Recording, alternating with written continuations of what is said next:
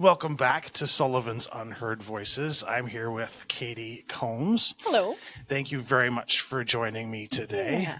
I have always wanted to talk to a florist. I'm here. Always. Because I'm fascinated because I don't think a lot of people understand it's art. I would agree with that statement. And it takes mad skills to come up with amazing floral arrangements. How did you know you were sort of adept at doing that kind of thing? I'm going to take my headphones off. Oh, yeah. You know, I would say mad skills, yeah, required, but you also learn things as you go. And I think someone interested in maybe even just starting out, you don't got to be perfect to make something beautiful. Like flowers kind of do the job for you. But my mom was a florist. So ever since I could remember, I was in the flower shop, I was blowing up balloons, I was picking up her dead flowers off the floor and making my own stuff. And then just kind of through years and experience of helping her, you just kind of pick up things of, well, yeah, flowers all go together, but like in nature, what do flowers do? Or taking inspiration of things like around you as far as like colors go. Because I mean, all colors go with all colors, but to make something, I would say like people give me verbs or adjectives, and Okay. I kind of translate that. And that's the tricky part, I think, is seeing someone else's words and turning that into something. So when you said something I want to circle back with, Yeah. Because you said that you want to do what flowers do normally. Oh yeah. Can you talk a little bit about that? Because I don't think a lot of people know what you mean when you say that. Sure. So when flowers are in your garden, for example, and when they're first starting to grow, they usually start off as little buds. And the plant itself, in most cases, grows from the bottom up. So you tend to have, if you're looking at an arrangement, you tend to have, or even outside, larger, bigger blooms at the bottom because they're coming from here and everything just keeps on getting pushed up. So as far as a design technique goes, you can look at a flower, something like, let's say, a hydrangea, which is this big poofy ball of flowers. And it would look awkward if you put it up on the top of your arrangement and then have like little tiny flowers down here. So that's just kind of taking. Closer to the mic. Oh, sorry. So that's just kind of taking inspiration from nature. What I talk about there is I look and see what the natural world is doing and try and replicate that in flower design. I wouldn't have thought that was important to the overall ambiance, but now that I think about it, 100%, because if it doesn't match what you see in nature, you're going to go, that just doesn't look right. And you don't know why, but yeah. And I'll circle back to what you had said. You said art to begin with. And I don't think a lot of people realize that either. It is a type of 3D art. And that being said, when you take an art class, they'll talk about very specific things: line, color, balance, all those keywords that artists talk about. And it's the same with flower arranging. So when we would put a big flower up on top and little ones on the bottom, that balance is not right. That's off. So yeah, that is a concept that I don't think a whole lot of people understand, but nature does it naturally. So to replicate that, I think that's where your math skills come in. That's awesome. And so when you're talking about getting into because you're saying you started when you were young, yeah, right? Do you remember the first professional arrangement that you made? Oh man. And it's okay if you don't. I'm not sure that I do. The early ones that I remember making was, I suppose it would be helping my mom with weddings and stuff. Because I didn't need to work in a shop or anything, and she worked out of her home. There's different kind of areas of floristry that you can do. So she worked out of her home, basically from word of mouth and stuff. And I mean, I suppose that's professional. I wasn't getting paid. She was getting paid. Yeah, that's fair. But yeah, I would say that's probably where it started is wedding work. And wedding work runs the gamut, right? You have some folks that just want one or two, and some people that want 500 arrangements, right? Yeah, and I think that's true with all of floristry anyway. Gotcha. I would say a big phone call that I would get is, well, how much would this be? And it's such a hard question to answer because the ballpark is so large. I can do a single flower just loose, like $5, for a rose. But you can get 20 centerpieces. You can get one large arrangement that's like $300-400. So I mean, the better question is, what is your budget? It's such a unique industry because you can't really go into a lot of places and say, I got this much money to spend, what can you give me? Yeah. But that's exactly what you do in a flower shop. I got $50, make me something. See, and that's exactly the opposite of like almost everywhere else. Exactly the opposite of everywhere else. It's Wow. interesting. So not only do you have to take like the art piece of it, you have to sort of build from the reverse. So you have to go with like, instead of starting with exactly what the customer wants, they come with a budget, and then you have to sort of have this mental map of what you might provide or what you can work Yeah. with. And what's interesting is there's different ways we can go about it because it totally depends on the thing, right? So we have a book of pictures. A lot of people know like 1-800-Flowers, Teleflora, FTD, stuff like that. Now these they're great services. It's basically florist to florist. There is a middleman that goes in between that kind of runs the whole operation, but they come with pictures and it has a recipe. It tells you you have like 3 roses, 2 carnations, a certain amount of greens, and this specific container. And that's easy. You can do it all in a vase. Lots of people do it that way. Another way people come in is they will know exactly what they want. And it's hard to describe, but you kind of just get a feeling for these kind of people. But they will give off adjectives. I want it to be gardeny. I want it to be tropical. I want it to be modern. And then, like, sometimes people will throw you for a twist. Well, I want it to be woodsy, and I want it to have an element of fantasy. And so, how do you turn that into flowers? And I've argued with my husband that I could take like any 2 adjectives, and turn it into some kind of bouquet. That's awesome. It's fun. And then there's the ones who just don't care. Oh, designer's choice, just give me whatever seasonal and nice. And that's always nice too. So that's more of like my kind of creativity and whatever I feel like. So there's lots of different ways you can kind of make an arrangement.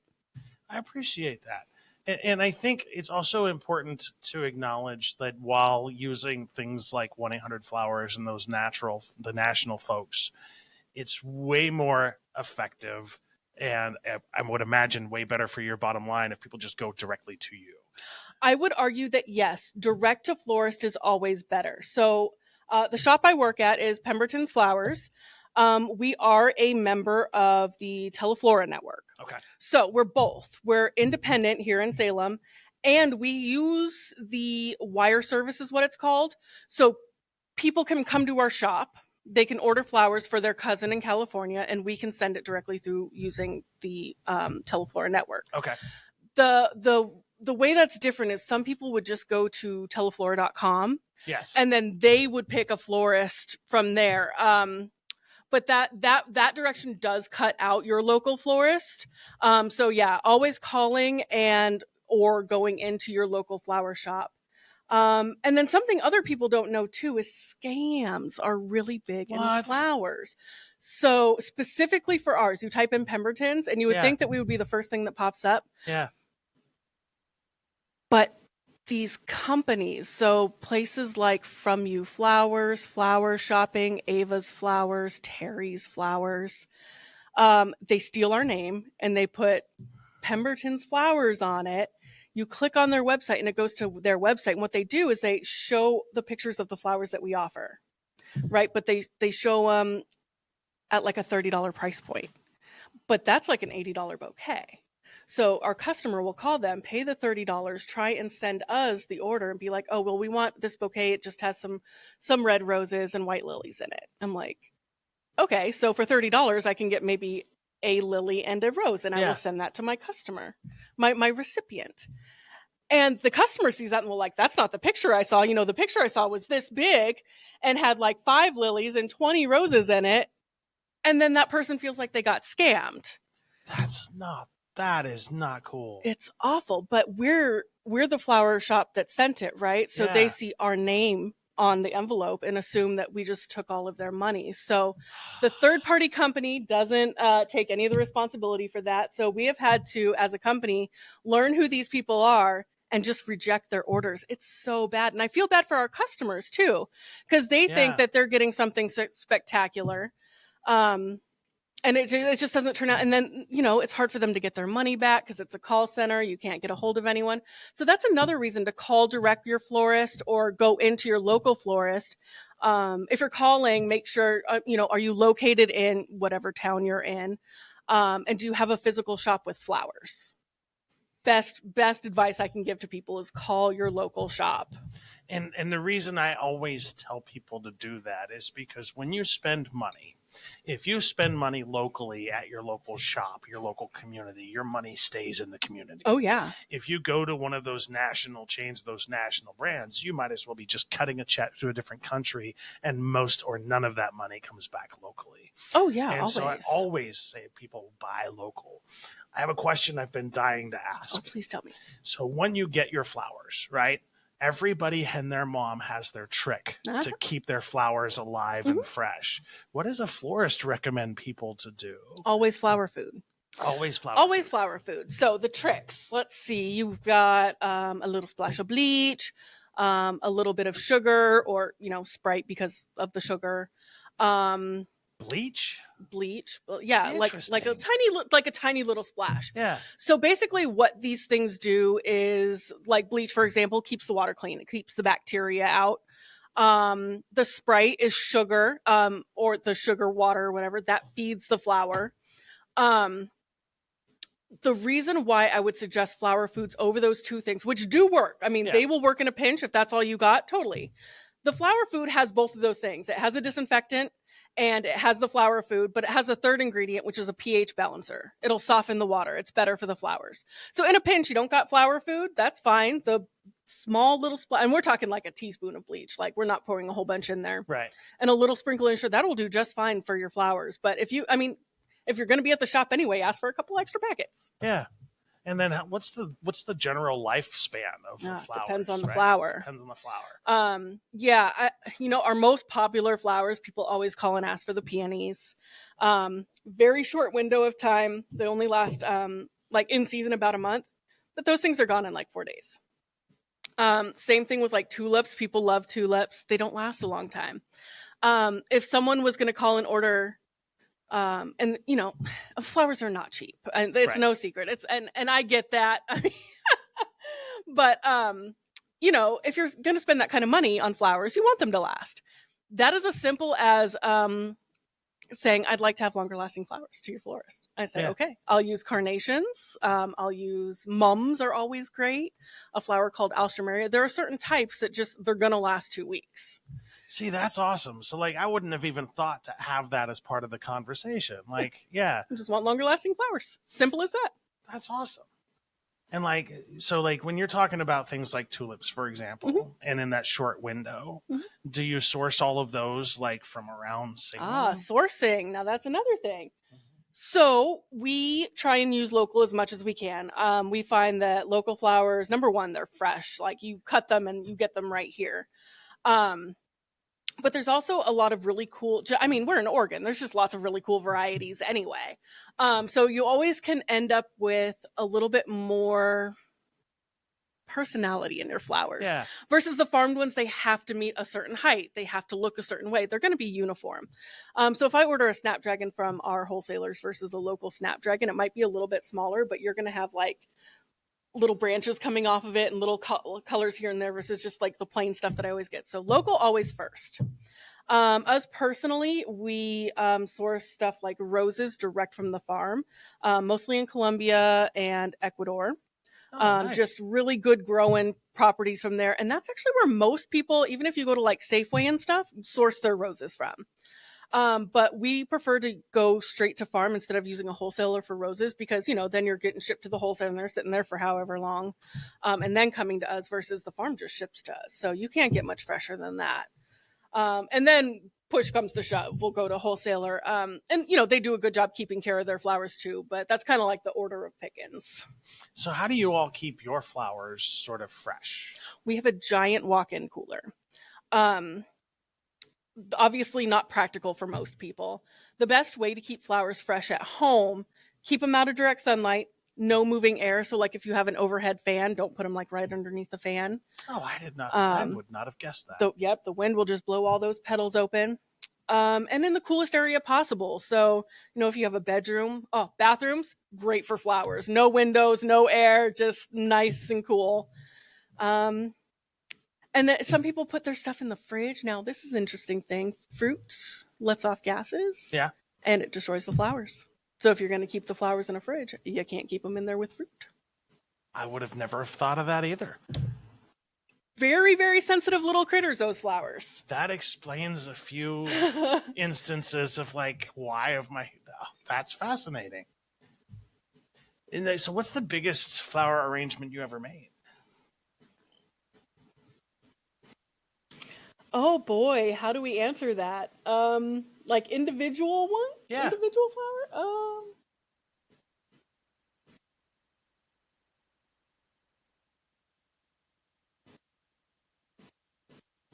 And I'm that's sorry. such a hard question. Sorry for putting you on the spot. I would say, just far as everyday work goes, I'm kind of thinking of a holiday one. It was a thank you to someone here in town who, just gives back a lot to charity and stuff. So the person that they work with, they're like, oh, we just want to send them a thank you. And they started at 300 or something like that. And they called back and they're like, actually, we really like these people. Go ahead and go 400. And I would say that's relatively big for an everyday just kind of thing. Mm-hmm. But realistically, funeral pieces, as hard it is to talk about, it is a reality of working with flowers. Casket pieces and whatnot, a really nice high-end fancy one, you can get up there $500-$600. Okay. So, everyday stuff is a little bit different than event/funeral/wedding, but those are some of the bigger end, just individuals, I think. And I've heard there are certain rules of thumb when it comes to colors. So, for example, red roses indicate love and affection. Now, we can do a whole episode just on flower meaning. And the history of this is really cool. Flowers used to... Oh, there's lots of reasons for flowers. I mean, talk about the elephant in the room, is mostly for smell. Back in the day, Victorian time, it was stinky. That's where posies come around from. Ring around the rosy, pocket full of posies. People would just keep pockets of flowers, little nosegays up by their nose or on their wrist, and would walk around like that so they wouldn't smell them. Since they had these, and times were a little bit more strict back then, the type of flowers that they would put in these posies could send a message. Oh, interesting. I am not the biggest expert on what these flowers means, but you can Google them and look up a forget-me-not means this message, or everyone knows the red rose does mean love, and I do believe that continued back on the day. So yeah, lots of interesting things, flower history. There's a lot there. I would say it means a little bit less now, as far as meaning goes, but cultures does matter a little bit more. Okay. I would say one of the biggest things I've kind of learned, especially I started in California, moved to Seattle, now I'm here. And every place I kind of worked at had a different population of people. I started working in a place that had a high Russian population. That was mostly who shopped at the store. And I learned a lot about what they specifically do. Love the roses, love the red roses. You can't have even numbers if you're giving roses to someone in the Russian culture. It's got to be uneven numbers, 13 or 11. Yeah. And then when I moved to Seattle, it was a high Chinese and Vietnamese population. And they would not do white whatsoever as far as colors goes, because that in their cultures just means death. So you can't give someone a white bouquet to say, anything other than a sympathy bouquet. So learning those kinds of little things, I think, has more meaning today, and just being aware of other people's cultures and, the feeling that people get as opposed to those individual flowers. Red roses is always going to mean love. But yeah, thinking of things as a bigger term now, as opposed to small little individual flower messages, I think is more common. That's fascinating. And that I like the ability of being flexible based on the culture too. Oh yeah. That it's so, one of the things that I love about where we live now in Salem is we're so diverse. I think we're And getting better at being diverse. yeah, and I feel a sense of acceptance here that I haven't felt anywhere else, which is very unique. And one of the things that I always talk to people about is their experiences in Salem. What's it been like being a business owner or working for a business in that part of Salem? Hmm.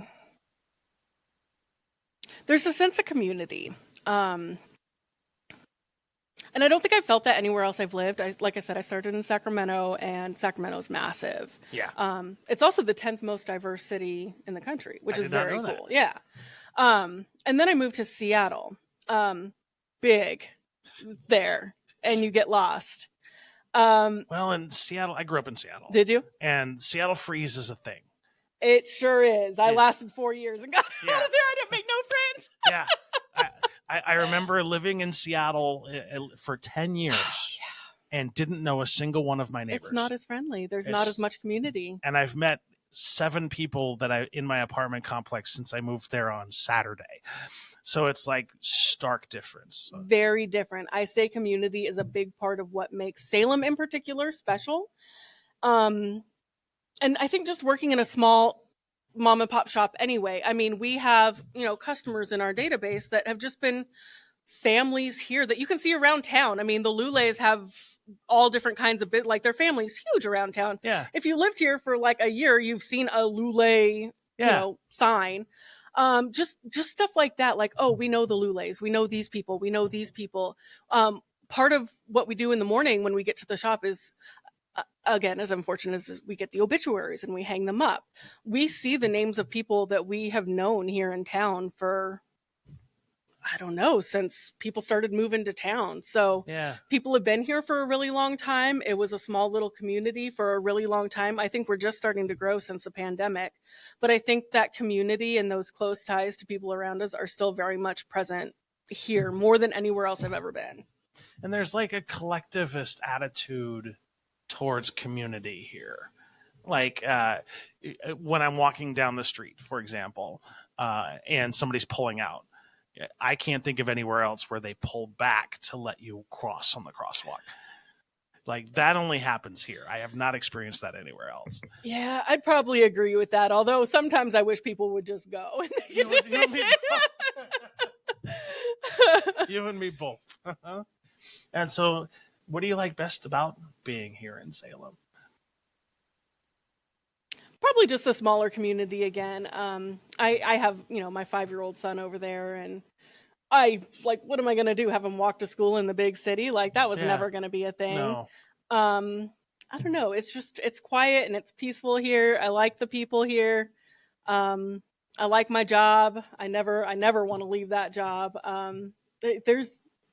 It's just been the best. I don't know. It's hard to explain. And another aspect of the shop that you work at that I actually really enjoy is the fact that you have the greenhouse that's right there. Oh, yeah. So like not only do you go there to get like floral arrangements, but you can also get plants as well. Yep, plants and gift items. When you go to a small place like yours, you get that extra bonus of people who are knowledgeable and understand plants, as opposed to you go to Lowe's in the garden center and it's likely you are talking to somebody that knows nothing about plants. Yeah, probably.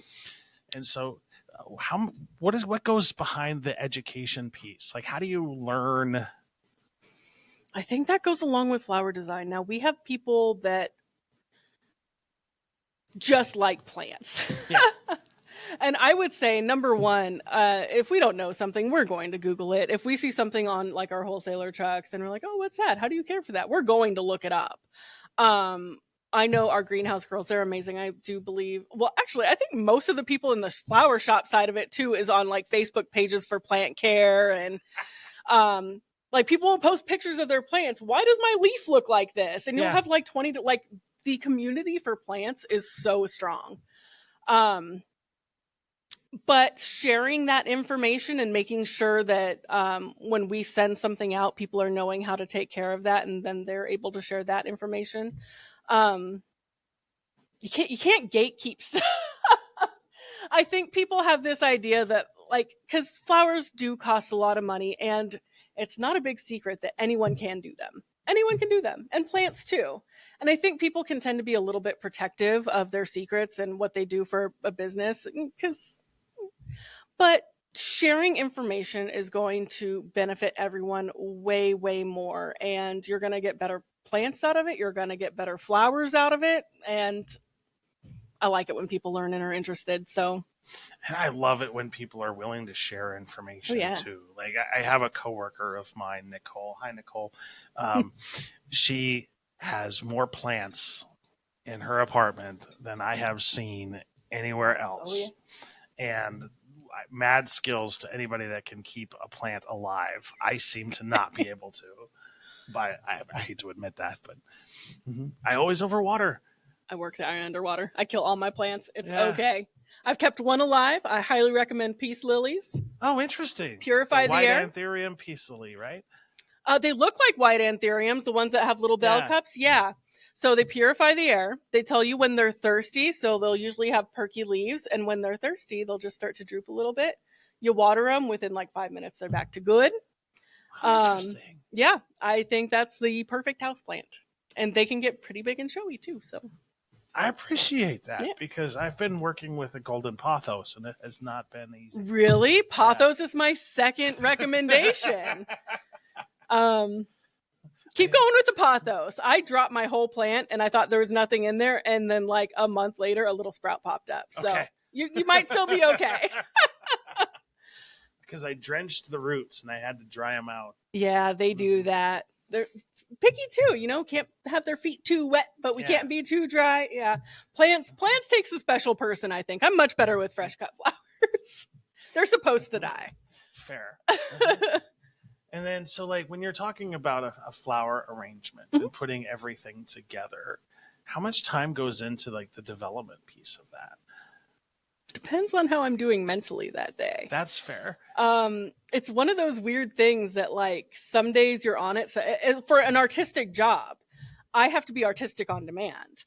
That's tough. So like today, we were short one of our regular people who's usually in the office. So I was trying to make a bouquet. I was trying to take online orders and phone orders. At the same time, we have plant orders coming in.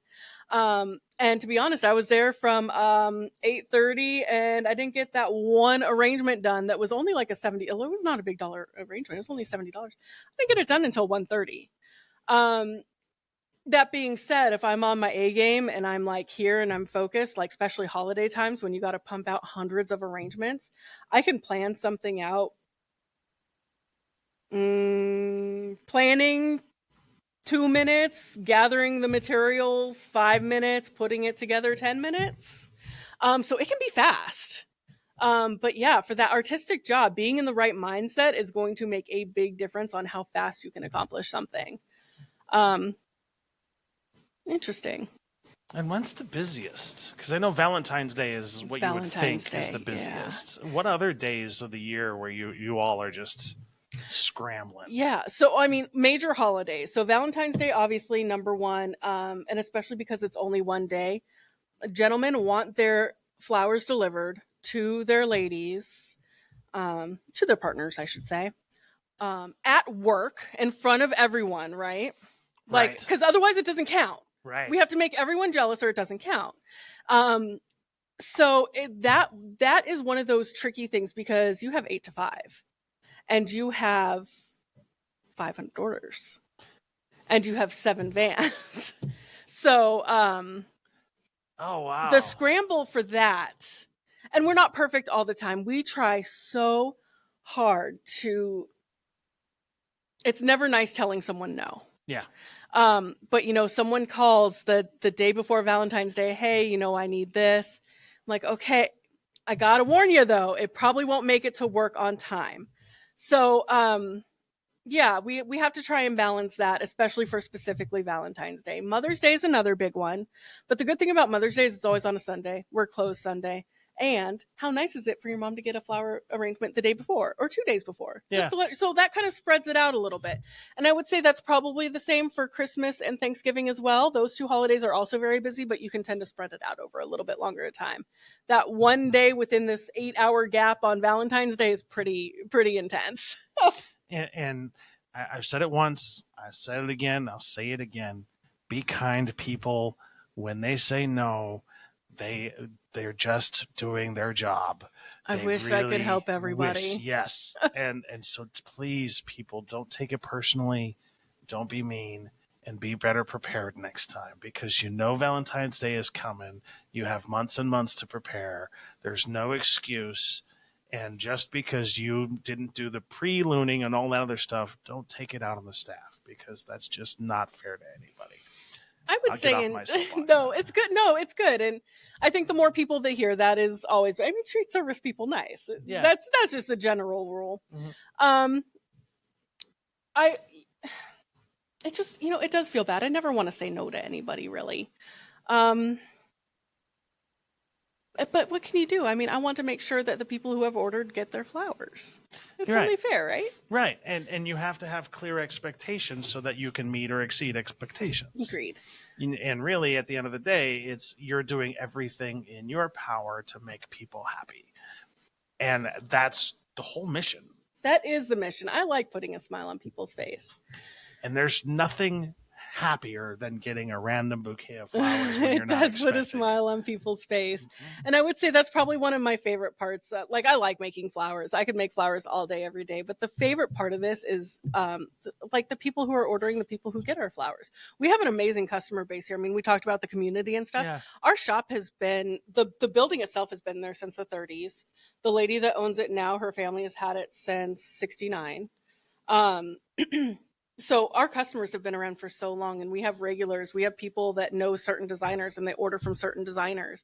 As a whole, we have amazing customers. There are a few kind of outliers here and there where there might be a complaint, especially on Valentine's Day. Yeah. Always try and make it right no matter what. But our customers are the best, and the people who receive stuff, I mean, a lot of time, like every week we get something. Oh, well, I just got this bouquet of flowers and they were so beautiful and I just wanted to call and let you guys know. I mean, that's just a comment at work, and it feels like not every job is like that. And I feel so lucky that we just get those compliments all the time. It feels very nice. I can attest, not every job is like that. No, most are horrible. I didn't do flowers my whole life. Like, the customer service is Yeah. it's rough, Yeah. but this customer service is the best. And I took horticulture for 3 years cool. in high school, and I don't remember any of it. Oh, But anyway, you could refresh that a little bit, I bet. I'm thinking about it, but it's just been hard, But it's I already have enough responsibilities. It's a lot of work. Yeah, it's a lot of work. Yeah, I'm struggling keeping 2 plants and a cat alive. That's oversimplification, but anyway. No, I hear it. It might be very accurate. So in terms of like flower arrangements, and like when you're talking about like getting a bouquet of flowers for people, what's the general rule of thumb for timeline? Do we want to like try to give like 48 hours? Oh, yeah. So that's a good question. A lot of times we can do deliveries same day. Okay. Try and get your call in, and this is going to vary by shop, obviously. Right. Try and get your order in before noon. Usually we can get it out, by the afternoon. That excludes major holidays, okay. And usually the days leading up to major holidays. If you need a specific time, like I need to have this at this location by 10 o'clock, that is always a few days ahead of that's always good. But I think just for everyday stuff and not on holidays, you're good like before noon the day of, the day before. But you also don't got to be shy about it. Like if you have something that is coming up 3 months from now, call us and I will set you up a delivery 3 months from now. That's exactly where I was going. Yeah. We had one guy last Valentine's Day, I think it was. He was, oh my gosh, he was so sweet. He called like 6 months in advance and he made sure. Oh, I think he called in like December. That's awesome. It was Christmas and he was thinking about Valentine's Day, and he called me like every single month leading up to, he's like, I just want to make sure that you still have my order in there for the 14th. I'm like, yes, sir, I sure do. It's going to get done and I'm going to save flowers for you and it's going to be perfect. That's awesome. So, he was on it. He wanted his flowers and he knew when to order them, and Pretty smart on. That's awesome. And then do you all have like any sort of like customers that do like monthly or? Yep. We do subscription, reoccurring orders. Sometimes people want to send something every week to like their parents who are maybe in a care facility.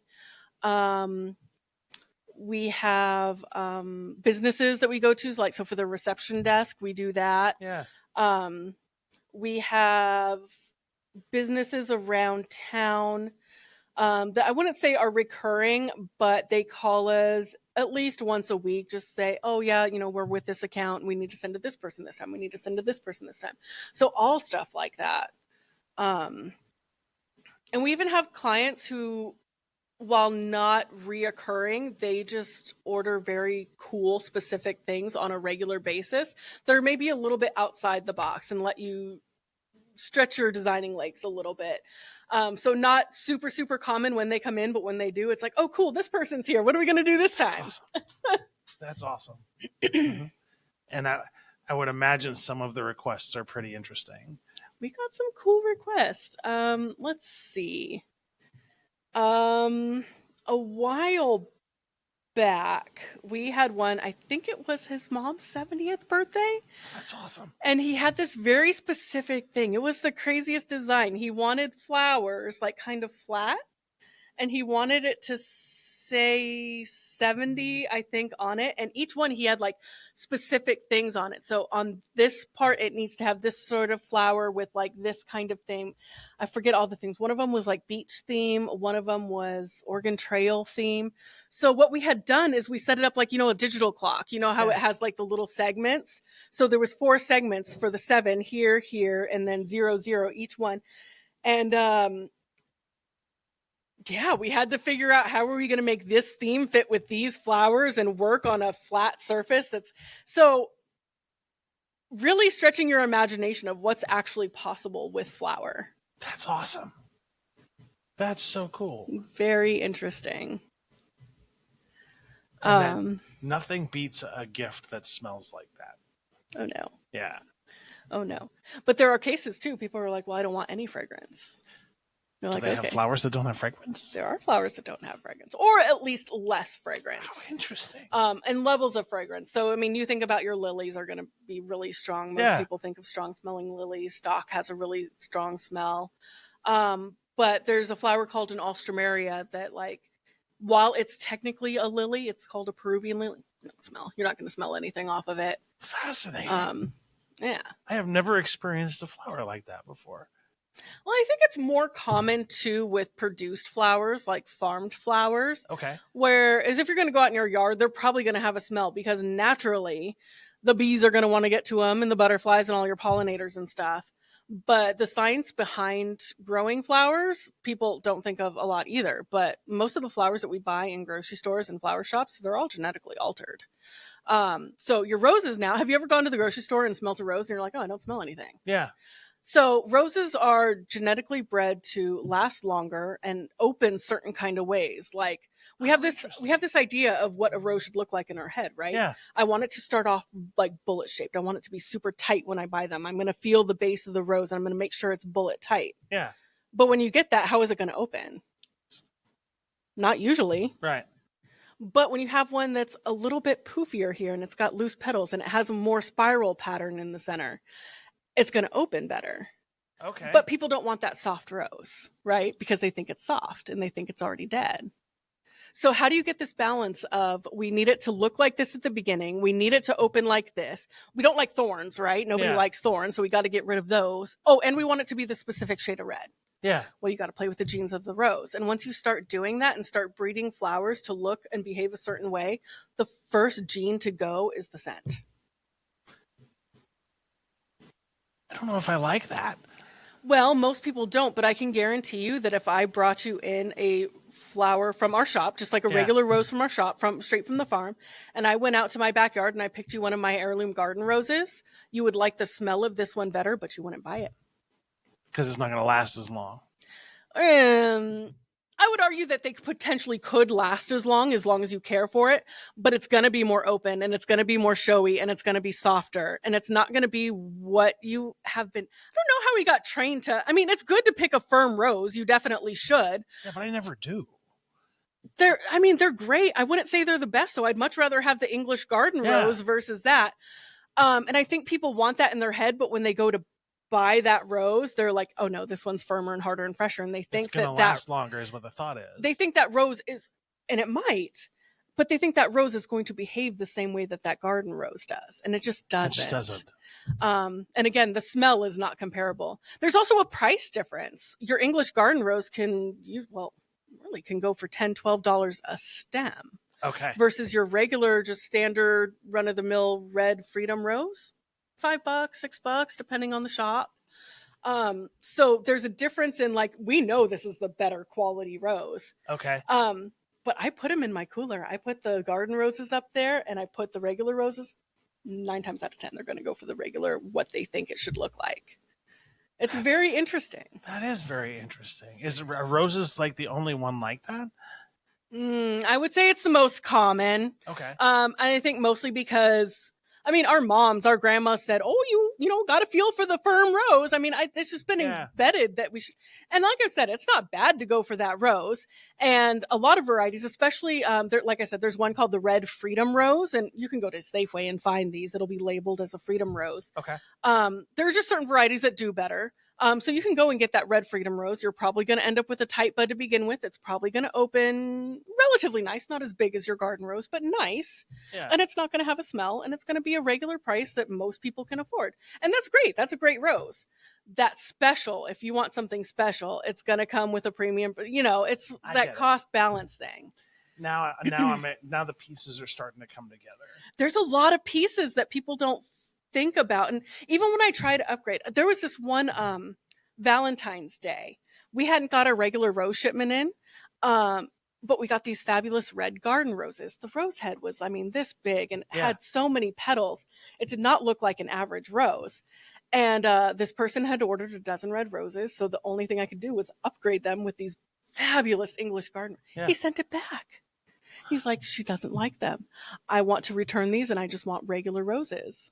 Because they look different than what you expect. Even though that was the upgraded rose, he didn't understand that, like, it was an upgrade and they were special and they were rare. Interesting. Yeah. The thought, I wish I thought, I mean, I think like a florist. I see something that I don't see regularly and I'm like, oh, that's special, not realizing that other people might not think that's as special. They just want it to look how they think it's going to look. And that's okay too. But I wish I just kind of understood that side of things, because I just, if I've never seen it before, it's going in your bouquet. I'm right there with you. I want unique and interesting. Yeah. And I think most people want unique and interesting, but when they actually see it and it's not what they're expecting it to look like, I don't know. I'd like to see the other side of that, I think. I would be curious as to, like, how that got to be that way too. Like, I would like to have a conversation with somebody who sent it back and, like, where are you coming from here? Like, I don't understand. I even asked. I'm all like, are you sure this is a garden rose? It's upgraded. It's a little special. Yeah. Fascinating. Yeah. I don't know. I can't really answer the logic on that other side. Photoshop's ruined roses. No, I'm kidding. And then, so, like, is that the same with, like, other flowers, so like carnations, for example, where you have the difference between, like, the ones that you get from, like, that are genetically modified versus, like, from the farm, or are those more carnations? I would say it's going to depend on the individual flower. Carnations generally have the same shape. You have your standard size carnation, you have mini carnations. The one thing they did for carnations is created a special purple color. Oh, interesting. A natural purple carnation actually is more of like a fuchsia-y magenta. Yeah. But they genetically modified these ones. It still looks like a regular carnation, except it comes in like eggplant purple, all the way on up to like royal purple, to like a pure lavender. So again, that one didn't adjust smell or anything. Carnations don't have a huge smell, but that was a genetically modified carnation. I would say the other biggest difference is, remember at the beginning I was telling you, like, local flowers versus like the farm flowers. you're going to get way more variation in local stuff just because the wind and the rain, and versus something that needs to meet a certain standard. And I think that goes with most things that we consume as, Yeah. just humans. You're not going to go for the wonky looking apple. You're probably going to go with the apple that looks like how you think it's going to look. Yeah, there's a reason there's a whole industry of ugly fruit. Yeah. Yeah. And I wouldn't call like these flowers that are grown here ugly. I just think they're No. unique and different and special. And there's a market for people who want that, like a wildflowery look. I'm like, perfect. I got the greatest things for you. So I would rather have the wildflowers than so when you order yeah. flowers next, that's what you say. Yeah. Wildflowers. If you have anything local, throw that in there. Those are all great adjectives that just help me understand what you think you might like better. But I would argue that maybe most people don't know what they're looking for either. Oh, 100%. Like before this conversation today, like I wouldn't have guessed to suggest a bunch of things. So like I really appreciate it because it's like I wouldn't have thought that, but it's important to me. I would definitely say I want something local, like 100%. Yeah. That's fascinating. Cool thing about Oregon is we got a really cold climate too. So we actually have a local rose grower here. They're called Peter Court Roses. They're up in Portland. I think you can go check them Okay. out. If not, they at least have a customer service thing that, you can definitely. Anyways, they're really special. They do specialize in more garden style roses. They do tend to be a little bit pricier, and the flower head themselves is a little bit smaller. That's another thing. For some reason, people think, bigger is better, and that's just American. Yeah. But these like tiny little heirloom roses, they smell great. They're local. They're fabulous. You might cost a little bit more, but they're going to be unique. Whether that's good or not, I mean, I guess that depends on what you're looking for. If you want something small, affordable, it's going to be beautiful no matter what. Yeah. But maybe you have an event that you may use it for a lot of wedding work or something that you just need that little bit of extra touch to. Those are the things that are really nice to be able to add in. What's a good rule of thumb for like wedding planning? So like you want to be included as far away from the date as possible, right? So like 3 months, 6 months would usually maybe help, as opposed to like 2 weeks. Oh yeah. Wedding work is something a little bit different. Brides and the couples in general tend to have a very specific idea of what they're looking for. We have Pinterest boards. When people start looking at weddings, a lot of times, so we're on like Wedding Wire and the knot.com. When they're looking at picking, and I think each industry is different. When you're looking at picking a florist, 6 months is usually pretty good. What happens in that process is they first contact, we're getting married this date. Number one, is it available? Like, can I be there for you? Because if I'm already booked with someone else, that's just off the table. So I think that's an important distinction, because I think that's something that some people who may not have gone through the wedding process don't understand. When you're doing flowers and a flower arrangement for a wedding profession, you are actually inviting the florists to the wedding, and they're going to be there for the whole setup piece. So it's not like we're in the shop and there's more customization, there's more involvement. It's a full service. Yeah.